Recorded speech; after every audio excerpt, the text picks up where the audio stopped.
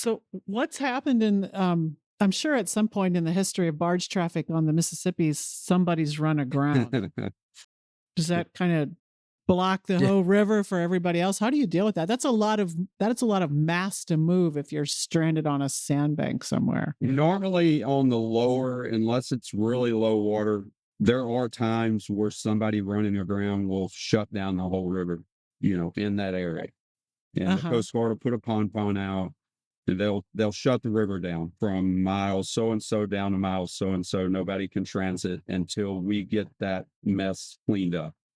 Um, so it Uh-huh. happens on a monthly basis. And we try our best when we're navigating down the river, but at the end of the day, the way we're navigating, it's not the same as offshore. Where even before we had all this technology that we have now, you could steer a compass route, you could steer a compass heading, and most of the time you have nothing in your way. You're maybe checking for drift every once in a while, and it's kind of straightforward. On the river, it's not like that at all. You are minute by minute, you're Yeah. assessing what's happening and you're reassessing. And every time you're making an educated guess. I mean, you are guessing, I'm going to give this input into my steering, this input into my throttles. And I think that, it's going to get me where I want to be. And then a minute or two later, if that doesn't happen, you readjust again. And if that doesn't happen, you readjust. And, that is not always good enough, especially when you're not sure what is underneath you. You're not sure how the sandbar is out in front of you. So certain stages of river, it definitely gets kind of treacherous and accidents are going to happen. It's just a part of the industry. So do you have any particularly hairy stories you want to share? Um, so yes, I definitely, It sounds it nerve-wracking. is, it can Yeah. be very nerve wracking. Especially early in your career, the later you get in your career, it's not as bad. I still, it's not that I won't treat it with respect, but I'm definitely more relaxed now. Um, I had, as far as the river industry goes, the worst incident I've ever been involved with, I wasn't up on watch for. Did watch change about an hour before this incident happened, and we're in Cape Girardeau. So we're southbound Cape. It's actually really similar river conditions right now. You have a 5 foot difference in between the Cape River gauge and the Cairo. And when those two are separated, that section of river is very swift. You have sometimes a 6, 7 mile an hour current. And it makes, transiting that a little more difficult. We were coming southbound with 30 loads. We crew changed or watch change. So I was getting off watch. The pilot was coming on watch at 11 o'clock at night. We were coming down on a point called Gray's Point. Gray's Point is just a notorious, dangerous point. There's lots of rock. That point does not want you to transit south for whatever reason. It just doesn't. So most people back up and flank there to make it safe if you have any sizable tow. And the gentleman that took over for me that night just made a bad judgment and overflanked.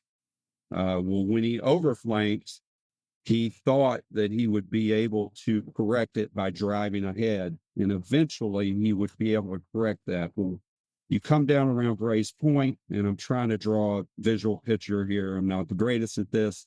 But you come down around Grace Point, and then you're looking down the river at Thebes Bridge, and it's a railroad bridge in a turn that has the piers are just scarred up to no end. I mean, it's been hit so many times over the years. It's commonly hit. So he overflanks, which puts him out of shape for that bridge. As he's driving down, he never does get in shape, and we end up. I don't know any of this is happening. I'm getting ready to get in bed, so I'm sitting on the side of my bed in my stateroom, and the newer boats have built-in furniture. Everything's built in, kind of like an offshore ship, some type of ship would have. The older boats had just regular home furniture, just dressers and just, everything. If you got into an accident, things were going all over the place. So I hear the general alarm go on.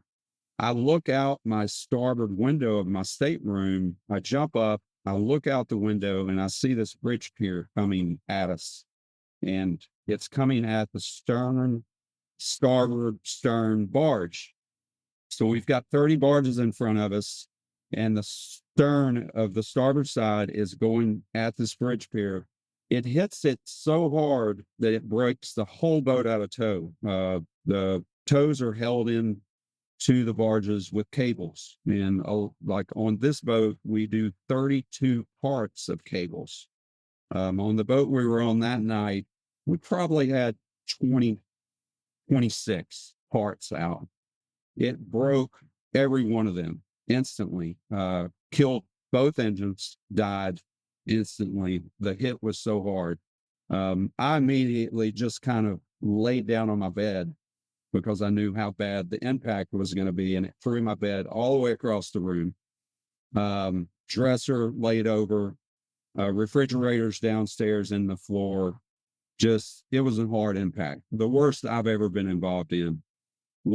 Within, I run up to the wheelhouse, and part of the job as a captain on a boat, so when you have an incident like that, you come straight to the wheelhouse. The pilot would do the same thing, but the captain is obligated to take over if he deems that necessary.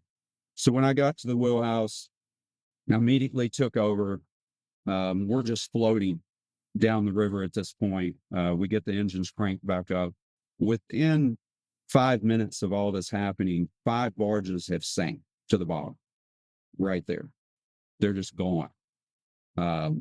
And it took us 3 days to clean that up. Wow. It was a big mess. And that was one of them that definitely shut the river down for a while. So that was 20 years ago. That's been a while. That was in 2003. So a little over 20 years, 21. But the bridge survived. The bridge survived. It has been hit just like that. Yeah. Well, it just goes to show that this is a business where you really got to pay attention.